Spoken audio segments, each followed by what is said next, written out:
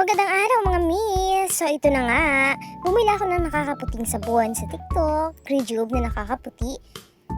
Ayan, buksan na natin.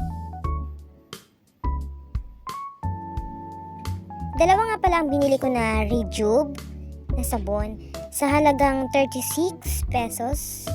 Eto, may isa ka na.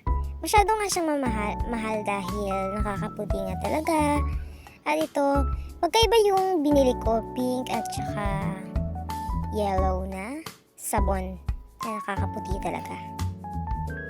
At nakabalot sa bubble wrap na akalain mo ay ginamit na pero hindi pala. Pinutol siya yung Rejuve na to. Anyway, nakita ko lang to sa TikTok kaya pabili ako. Kasi nakakaputi talaga ang Rejuve sa mga anik-anik niyo dyan na maiitim. Ay po, puti talaga yan. Ayan ang laman niya. Tinanggal ko sa bubble wrap. Yan, kita-kita niyo naman yan. No? Manipis lang siya and mukhang ginamit pero hindi naman ginamit.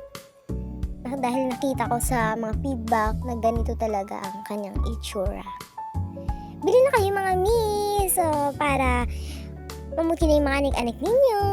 Bumili ako nito para ngayon, pumuti yung anik-anik ko. So, yun lang mga mi.